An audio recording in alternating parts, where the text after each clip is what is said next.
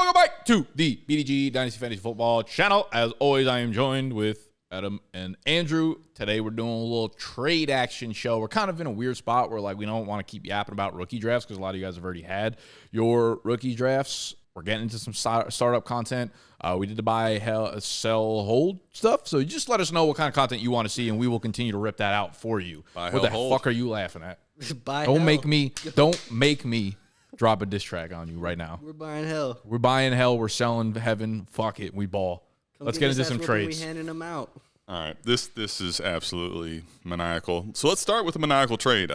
Andrew, what do you think of this one? So the 103 became Jaden Daniels. But this is 103 and the 203 for Lamar Jackson and Raheem Mostert.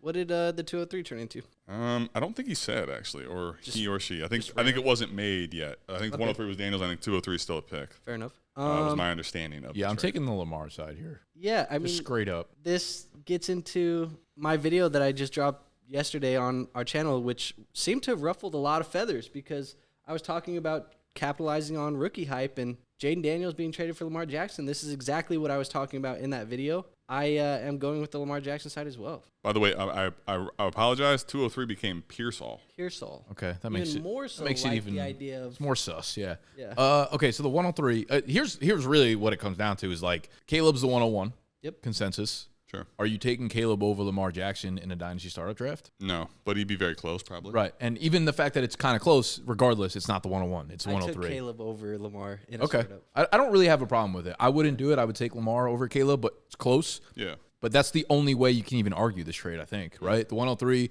maybe, listen, if you are super fucking high on Jaden Daniels and maybe like Penix falls you at the 203 and you're like, cool, I got two quarterbacks that I feel good about for the future, still not doing it. Like, for me, it's Lamar. That would have to be the 101 for me to start having that conversation. Yeah, I agree. Well, I almost wish I didn't find out that it was Pearsall because if you told me at the 203 that your idea was I'm going to get Penix and now it's Daniels and you have backed up Penix, a lot different of a conversation. Than what we're having right now. Well, I mean, Pearsall, the conversation might have been pre-draft too, so it's like sure.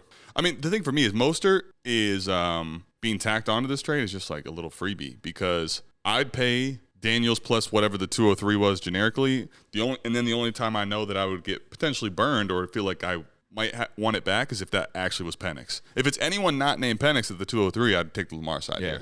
Does Mostert do anything for you in this deal? It's just a freebie. Be in it, he could be out it, and I don't care either way. No, it's not going to move the needle, but he is like a little bit of a nicer freebie than you're usually getting in Dynasty trades. Maybe I'm a little bit more looking into the Jalen Wright draft pick and thinking that it could not necessarily be like we probably saw the ceiling of most. Well, I mean, I think Jalen Wright's a 30 touchdowns incoming. Yeah. Jalen Wright's obviously, I think, more of a future play. He could be this year, but like, how many times do you get a guy that has coming off of a 20 rushing touchdown season and be like, I don't want him. Jamal Williams. It's a very good freebie.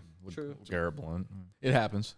All right. But the point being, like Raheem, his contract, he's there in Miami for this year, and to be honest with you, probably the year after that too. Based on his contract, unless he completely falls off. He has an out. I actually just made a video talking about losers in the NFL draft. I actually have Raheem Mostert on there as a loser in the NFL. I think that makes sense because Jalen Wright's kind of like a one-for-one fit, plug and play based on skill set. But it is going to come down to this year. Like my points in that video were if Raheem Mostert shows regression, if he comes in and he looks his age because he is a lot older, or Jalen Wright just comes in and looks the part. They could be parting ways next year, and it'll cost him $1 million in dead cap to move on. I think it costs him $1 million to keep him though too. That's the thing. Like I don't think there's any upside to getting rid of him, which is why I think he'll be on there. I think the other part for me, if I have Lamar, I'm trying to contend obviously, and Mostert, I think for the several first weeks of the season projects to be the starter. And while right now we say freebie, watch if he gets 15 carries the first 2 weeks, that asset looks a totally different in a trade come week 3, right? Yeah. Either way, though, we're all on the Lamar side. We're on the Lamar side. You could take Mostert off. You could put anything there. It's Jalen Hyatt. Yes, I'll take it. Jalen Hyatt. Yeah, I just took Jalen Hyatt because of Nick. Go. All right. I didn't even really like Jalen Hyatt last year. I was pumped when people were like, he's a first-round pick. He fell third. I was like, yeah. You just told me he was a can't-miss pick in my 19th round. You said he was guaranteed. 19th round startup. It was literally either Jalen Hyatt or like Khalil Herbert. or Jalen Tolbert. So you're going Hyatt there. All right, next trade. Neither one of you guys are guaranteed. Let's just call it what it is. All right, this is a 12-team PPR was all that I got from this as far as context. So Hunter is getting James Cook, Zay Flowers, and a 2027 third. after the drafts, those 27 picks become available. Start shipping them.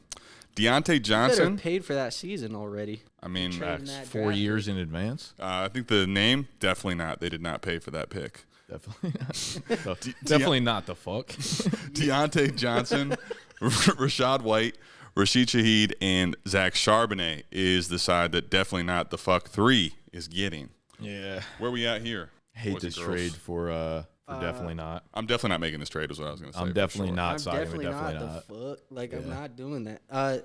Yeah, I mean, the 2 best players in this deal, arguably, we can have an argument between Rashad White and James Cook, but Kind of interesting. I have all 3 of those guys they're on in my the same tier. beetle. I think Rashad Fair. White and James Cook, they're probably in the same tier. Well, that's what I was going to say.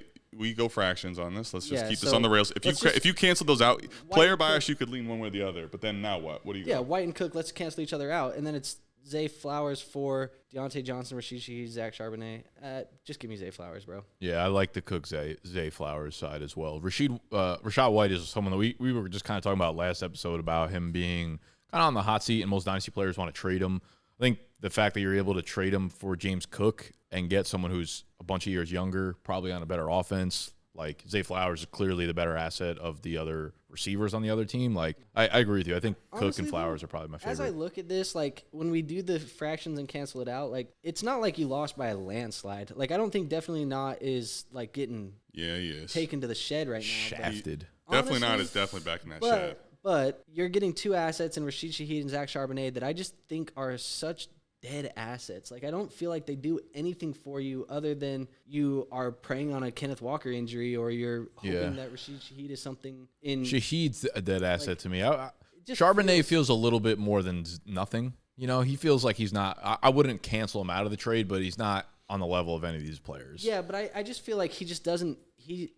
And maybe this is just me. And this is somebody who was very high on Charbonnet last year in the draft process, but he just feels like he's not going to do anything for me unless something happens to Walker now. Yeah. And I hate adding players like that, especially because Charbonnet has this perceived value because he's young, because he was a second-round pick, where people are like, oh, he should be more valuable than he actually is, and he doesn't produce at the same level on which we're perceiving him as a valuable asset. So it feels like it doesn't match up. It's just one of those things where we view him higher than he actually is for our team. The only way this trade makes sense is if, Charbonnet. Oh, yeah, I don't feel him that high. On like, my team. how do you see? Do you think definitely not makes his trade because he's? In my opinion, the only way you make this trade is 1, maybe he's a Kenneth Walker owner. 2, it's like you have to be like unreasonably high on Rashad White, right? You have to be high on White, and you probably have to be high on the Bryce Young, Deontay Johnson step guess. forward in under Dave Canales. I think it would be probably low on Flowers too, honestly. But Okay, now sure. here's where I think if you make this trade, like what I've seen, the logic is to me the problem is in like lineup start 10 something in this range. Shaheed and Charbonnet, while that gives me depth, quote unquote. Tell me right now when you'll ever be like, yeah, I'm gonna press the button on Charbonnet or Shaheed and feel good. You're not. Like starting them every week. Yeah. No. So all you're doing is clogging your roster, really. Yeah. And but I do think there might be a perception of, well, I need to get depth, and I think Deontay may cancel Zay Flowers out in production or get close. So that probably is how you convince yourself to do this. I just don't think it's the right process. And that's exactly what I was getting at when I said, like, I feel like you're trading for 2 dead assets because it's like you don't really want to have to be in a position to start either of these guys as is. Sure. So I feel the same as you, but another viewpoint, maybe just playing devil's advocate, maybe they feel like the Ray Davis addition to James Cook is going to be a little bit worse than something, but also you could argue that Bucky Irving, but I'm not as big. It feels like you're threading, like whoever's making the trade is threading a lot of needles with all their like really Hypothetical, strong takes on hypothetical, like yeah. players. Yeah. Yeah. Get it, I guess. And but- if you're Hunter too, I think here, if I have Zay Flowers, I could, if I'm looking to consolidate or I have excess depth like this, Zay Flowers gets you into a conversation with some really great receivers. Yep. Deontay normally does not get you to that conversation. So that's why I definitely like this Could have side. put Cook and Flowers together and got a really good player. Like, Oh, that's what exactly. we're in a league together, Fetal, where I have my quarterbacks are whack, but I have a ton of depth on both my skill running back and wide receiver position. So I have Rashad White, James Cook, Zay Flowers, but then like George Pickens, Tank Dell, Amari Cooper, Deebo Samuel, Drake London, ETN. Like I'm trying to package skill players for quarterbacks. And I think like a James Cook, Zay Flowers package, I said in the group chat, I was like, yo, I'm trying to move for a quarterback. I would do something like a package of Rashad White plus Zay Flowers, George Pickens plus like the 210 for a QB, or like Baker Mayfield plus Zay Flowers for a QB kind of thing.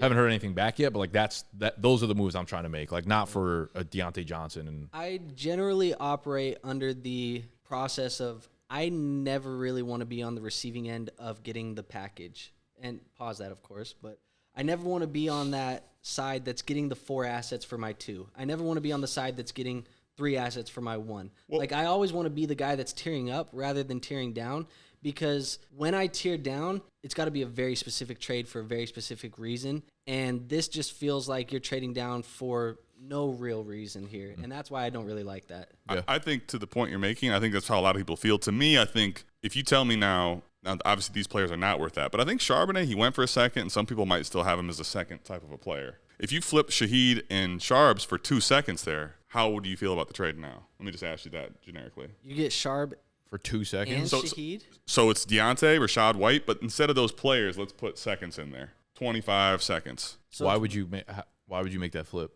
I'm saying, I'm just curious where you guys stand on that now. If you were able to get, if you're trying to get what Definitely Not is doing here, but instead of getting a dead asset in Shaheed and Charbonnet, who you don't feel like very confident in, what if they were liquid second-round picks? Would that change it for you at all? I would like it a lot better, but I guess I'm asking, like, why would that make sense? Because for me, that I don't. No one's valuing Shaheed and Charbo as 2 seconds. No, I agree. But the reason I'm saying that is that's probably what I would need to now. I have these seconds where I can go buy something that I actually prefer to have. Okay. Now, maybe one's a third. I'm saying more so if you made those liquid picks that I can try to flip into something different, that's where I'm interested in the tear down side. That's what it would need to do for me. I feel better if it's liquid in draft capital, but I still think it doesn't necessarily make sense either. But I get what you're saying, and I do feel better if it is liquid because you can then make the second move. Right, because what you're doing here, I'd imagine, unless you just have no idea what you're trying to do, you're trying to get depth. You're trying to keep skill points while inserting more assets. If those assets are not quite as gross as Shaheed and Sharbs for me, I'm having a different conversation. And I'm glad you bring that up because that's what I mean when I say it's a very specific trade that I'm looking for when I'm tearing down is I'm looking for extra draft capital in the future to use as ammunition for later deals. Exactly. So I think if you're Definitely Not, you just didn't execute the pluses very well. Yeah.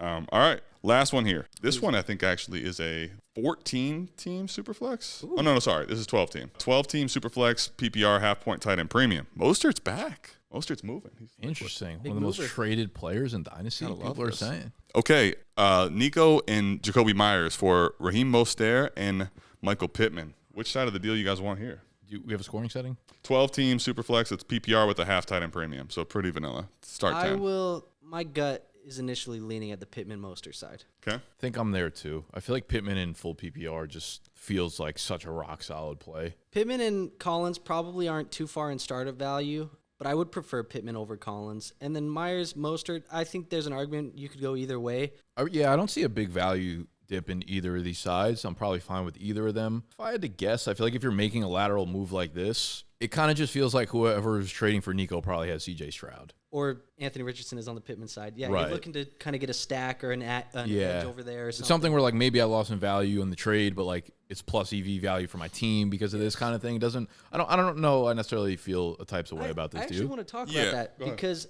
I feel like people talk about that a lot in best ball circles and redraft. You focus on stacking. Stacks. How do you guys feel about stacks in Dynasty? It's funny. Something that Gut asked me that question like 2 days ago. Well, all right, what was your answer? I told him I'm way more indifferent about it in Dynasty than I am in redraft and best ball stuff. I try to stack very consciously when I'm doing best ball drafts or even a redraft like season-long stuff. Dynasty, I'm not as concerned with it. Usually because I think your rosters are way bigger, so your flexibility is way larger. Your starting roster is a lot bigger, so it's like in redraft, I think you usually have smaller starting rosters, right? Like 8 or 9 people. So it's like you do a stack, that's going to be like 22, 23% of your production. Whereas Dynasty, I feel like they usually have larger starting rosters, and because it's not kicker, not defense, like those pieces that you swap them in for score more points. So again, it even like lessens the percentage of like that's maybe I'm going too big brain here, no, but I feel like the stack is less impactful in Dynasty because of the size of the starting rosters plus the percentage of points that actually come from that stack. So I play in some Dynasty best balls too, and I say I'm a little more aggressive. Sure, best ball feels like everyone loves stacking there. Now, but here's what I'll say on both though. Frankly, I am of the mindset that I prefer a stack because I think it gives you a little more upside weekly.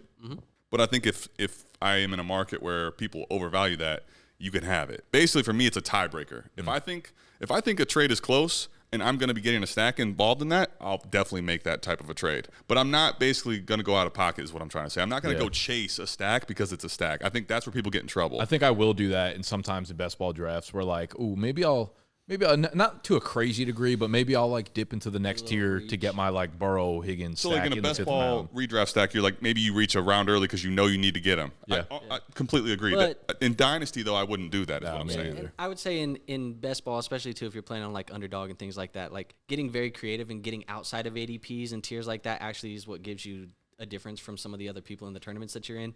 But to get back to the dynasty focus, like it's something that I like to look to add to my teams when I can do it. I'm just same thing as you, Adam, where I'm not like going crazy out of my way to make sure that I'm putting it on there, but I will look for it, and it is something that I value on my rosters is being able to stack my quarterback with a top-tier receiver. Sure. I'll tell you what I typically, though, while that's my opinion of how I'm going to play it for my side, one of the things that I've found actually pretty exploitable is if I get a sense or if someone actually tells me in any type of way that they value stacks, I almost go grab the stack I get their stack at market to sell to them for plus. That's super fair. I think the trade value of the stack is easier to talk people into. Yeah. And in the moment that I know that, see, that's one thing about me in Dynasty. I like to play in a portfolio, but small enough to where I can still get a sense of my league mates. Because if I get any type of inkling of how they like to play, I want to play to trade for them getting what they're looking for, where I'm reaping the benefit of. I actually did that in a rookie draft recently where I have Bowers and Brian Thomas Jr. in the same tier, but I had Trevor Lawrence on my roster, so I just took BTJ over to get that stack. That makes sense, yeah. That's a tiebreaker type thing. Yeah, tiebreaker for sure. I would say this trade, though, back to it, right? To me, I would lean the Corsac side here. I'm not going to say it's like a egregious trade by any means. I think it's a fair trade for both sides. I think Jacoby Myers in a typical lineup start 10 is a guy that I am hoping I'm only having to start in pinches, like bye weeks, injury replacements, right? Mostert, to me, this is more so a Pittman and Nico are the same tier, but I probably prefer Pittman's security.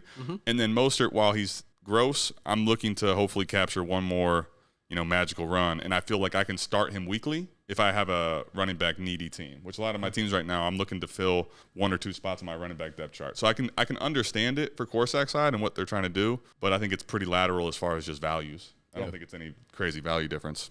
Cool. I agree. All right, so who's pulling the next race? You? Okay, so let's look at this first one here. 12-team Superflex, tight end premium PPR. We have Stephon Diggs and the 106 being traded for Nico Collins and the 108. So kind of a little swapsy here in the Houston offense, but you get to move up in this draft almost into maybe we can debate about a different tier. How do you feel about this type of deal? We don't know who the players were. I'm assuming this was made before the rookie draft, but this is what we got. How are we feeling? I'm trying to in my head. Very unique trade. I'm trying to in my head picture where I'm actually getting rid of Nico and taking Diggs on and comfortable with the trade here. So like to me, the only way that this would make sense is if I need a quarterback and I'm securing one of May or JJ there, and the 108 is like locked in at Bowers or something like that. Yeah.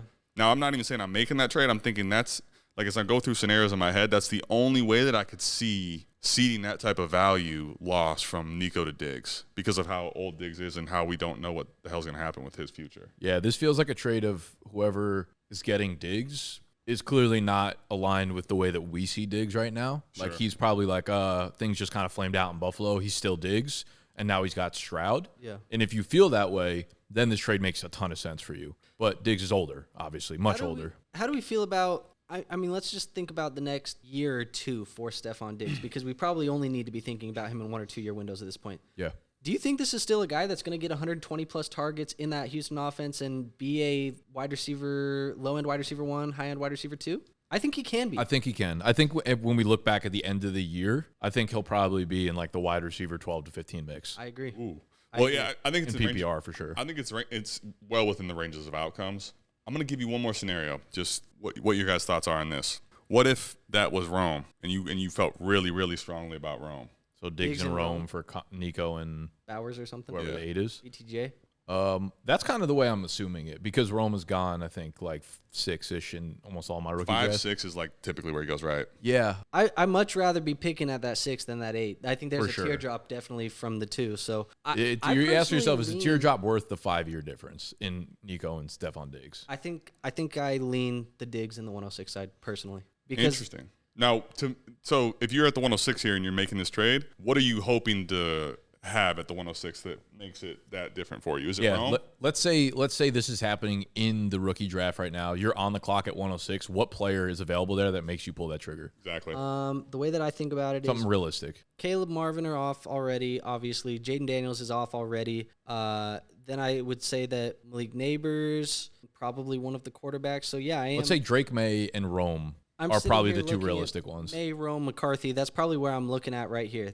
And you're taking that trade as long as one of those guys is on the board? I think so. Yeah. So, well, here's, I guess, the question for me. So where I struggle with this is if that's Drake May at 106 and that's J.J. McCarthy at 108, which I've seen happen, that seems really dumb to do. It feels like you're kind of insinuating that McCarthy would go 7, therefore you're getting Brock at 8 then in that situation? I have those 3 that I just mentioned, Rome, May, McCarthy. Those guys are that top 7. Sure. Like they don't make it to 8 Yeah, if I'm picking. the biggest Yeah, the biggest fair. thing here is the Brock. unknown of what the 108 is going to be. Yeah. Because it's like you so much rather have that quarterback JJ. Once it gets to Brock, you're like, fuck. Yeah. That's actually pretty fair. I think that if you penciled in that 108 to be Brock, and whether that was May, McCarthy, or Rome, we're looking at it differently. Yeah. I think the 108 for me, what's very intriguing about the 108, where I stayed at the 108 and faded the Fido, because I've seen enough drafts where you don't actually get Brock there. So you could end up playing yourself out of, now you got McCarthy here. So if that's McCarthy and Nico versus Diggs and May, you're like, what did I just do to myself? And there's some people who haven't faded Brock at all. Like, I feel like he's all over the place. I saw him go number 5 overall. Really? Yeah. 5's as early as I've seen him, but I have too. Yeah. Yep. Yeah, if the tight end premium, people sometimes are like, nah, Brock could end up being the next Laporta, and they chase. Yeah. The tough part with the 108 too is like in theory it feels like, oh cool, I could like move down and get more assets. It kind of feels like people are not trying to trade up to like the 108, 9, 10 area. It feels like the tier kind of starts there. People are like, I don't want to be the one to pay to get to the top of the tier. The 108 People say they like Brock, but like I feel like a lot of people aren't paying the price to get into the tier of Brock because he's Well, and then that next tier too is like 6 guys or 7 sure, guys. yeah. So like, who cares? The difference between 110 and 203 could be nothing. yeah. I mean, but that's what you're paying for, right? You're paying the 5-year price difference for the tier break there. Yeah. It's like, how much is that really, worth to you? Yeah. Ultimately, so where you lean the Diggs 106 side? Yeah, assuming I'm getting those guys that I talked about. Now, if it's a chance where you can get one of those 3 that I said should be gone at 108, then I'd go to the other side. But that takes somebody falling off my board that I don't think should be there. But that, I think, is the whole crux of the deal here, is you are risking getting, for sure, like if you have a tier of those guys, you're getting them at 106. The thing is, 108 is one Brock Bowers pick away from you crushing the deal. Yep. That's where this, to me, is hard to make not knowing the names. Yeah. That's why it's so interesting. So what do you For do sure. if this is a pre-draft trade? If I'm really needy at quarterback, I can understand going to get 106. I feel like that's probably the exception. If I know at 108, like if I get stuck with Brock, I'm in trouble. I could maybe make this trade and convince myself that it's not the best situation, but I'm locking down a May or a McCarthy at minimum. If I had quarterbacks on my roster that I could play with, I would totally make this trade for Nico. Yeah, I think I'm more so lean that way as well to the Nico and the 108. But it's a cool trade. It's a fun trade in theory. I think the reason for me, those would be the times I'm making it. I make a trade like this, not loving it, but knowing I've got to get quarterback and I can't get the 107 owner to trade me. If I have quarterback play, I'm loving getting that Nico value every single time. I also wonder too, like based on that sentiment, you're at the 107, a guy that you want is available there. I wonder what the price is to move up one pick, 8 to the 7. That's where you could totally 4D this, right? You get that 108 spot. Now, if the 107 owner lets you come up cheap, you just give him like a 212 or something like that to move up one spot. Yeah, I was going Home to say run. a second, just throw you up in there. Yeah, because Maybe now, a 25 put a generic. 212 on the Stephon Diggs side, but then make that 108, 107, maybe you feel a lot better about it. For sure. I would agree. For sure. Yep. All right, next trade here is going to be, we've seen Hunter in this episode already, so here's the second one. Interesting. Trevor Lawrence and the 106 for Jamar Chase and a 2025 second. This is a 12-team Superflex tight end premium PPR league. All right, 106 is back. Going to get that quarterback as well, but it's costing you an elite wide receiver. Did we know what the pick is or no? We don't know what the pick is. Actually, he said there was like 3 or 4 trades. He posted like a bunch of them. I just took one of the 4. But I know that he didn't have a lot of quarterbacks. He said he didn't have a ton of quarterbacks coming out of the startup. This is going into year 2, so they did the startup last year. His quarterback room now, after their rookie draft, is Trevor Lawrence, Jaden Daniels, J.J. McCarthy, and Bo Nix. But he had nothing last year. This feels like McCarthy gets taken at 106 then. I think that's what it was. Okay. I was going to say, what's interesting about this trade to me, I feel like you kind of probably overdid it at QB, given that you felt like you needed quarterbacks. Having those 4 feels like I got overkill now. Yeah. Kind of agree. And I think also part of it is probably he came out of the startup and he said, he said he went the first year punt. He kind of punted first year to gain value. And I think he kind of just fell into a class where there's so much value at the quarterback that you just kept taking it. I mean, I've done that in my rookie drafts this year where Bo Nix is on the board and I don't necessarily have any need for quarterback, but I'm like, damn, I just got to draft Bo here. This is like, for me, I would take the Hunter side though. If you ended up taking Rome at 106 here, I'd be like, okay, that makes a lot of sense. I was about to say, if we didn't know who was picked there or any like context behind the team, I'm taking the T-Law on the 106 side here. I think you're almost reloading. You're either getting a really good quarterback or you're reloading like the next generation of the Jamar Chases there at the 106 and Rome or Malik or whoever it is. And obviously that's a super lofty goal, but like, I don't know. I feel like I haven't felt this good about the top 3 receivers probably ever in my history of playing Dynasty. So I feel good enough that as a floor, Malik and Rome are putting up like multiple wide receiver 1 seasons. Maybe not Jamar Chase, wide receiver 1 overall, but up in that case and you're getting T-Law on top of it. Like I feel good about that side. And to be honest, now that I'm thinking about it, it may be another person that said that in the Discord. I don't know. So I could have just talked out my whole ass. That's tough to get a read on just without all the context of it. So I could be talking out my ass. I think for me personally, this would make sense if it was Rome or Malik. If I'm getting McCarthy or May here, it's weird. I don't love it. Now, if you had 0 quarterbacks, and this is like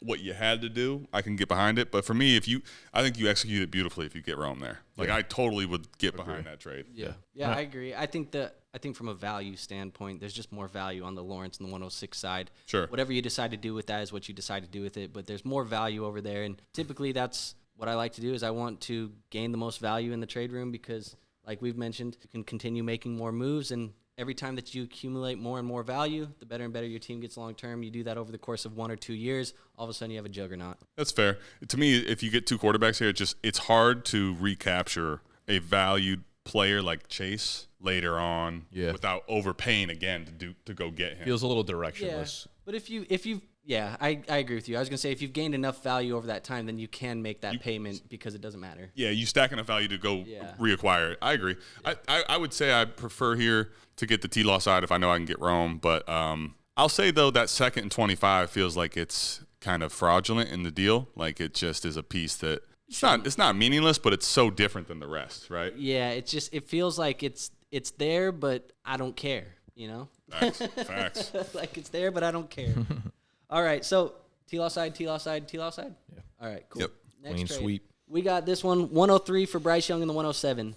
12 team, Superflex, tight end premium, tiered PPR. Is Bryce Young worth giving up to move up into that 103 tier for us, presumably a Jaden Daniels? This is interesting. Where are you at, Nicholas? Where are you at, Andrew? I got a bunch of thoughts. I think I stick with the Bryce Young 107, but I've been on wax here before defending Bryce Young, so I don't necessarily want to do that again today. Nick, don't know. What do you think? Yeah, I'm trying to like gather my thoughts on this QB class because I feel like I haven't really solidified how I feel about Jaden or Drake yet. Mm-hmm. Jaden or JJ and Drake? Jaden.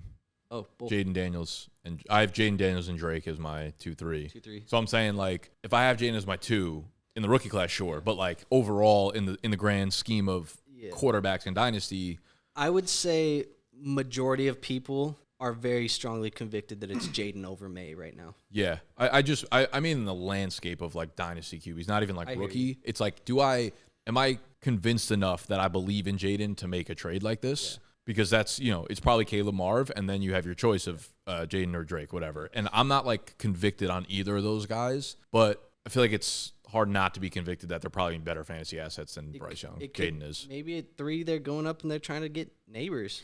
I was going to say, I think here for me, 107, let's call it McCarthy, right? Yeah. You're getting 2 quarterback shots versus 1 really high-end shot at Jaden or Malik. Like, if you told me right now, this Malik Neighbors, let's say he ends up hitting. He's not a bust. Now, obviously, we don't know that, and that can change the total trade by a lot. If you know that Malik Neighbors is going to have a very good season and be solidified as one of these high-end assets at receiver, you would give up quarterback 20 and 19 in a hurry for that. So I think I understand the move, but it's also a rich one. Like, if you make too many moves where you're consolidating those type of assets, you're going to end up screwing your team over. You have to be selective at making these type of trades for 103. To make this move, you have to have very strong conviction in whoever you're drafting at 3. That's what I'm saying. 100%. That's why I was so confused. Was like, I don't know. I don't have enough conviction on those guys that I want to make that fucking move. Which is why I lean on the Bryson 107 because I feel like 103 looks so shiny, but then it's like, But I feel like for me at the 107,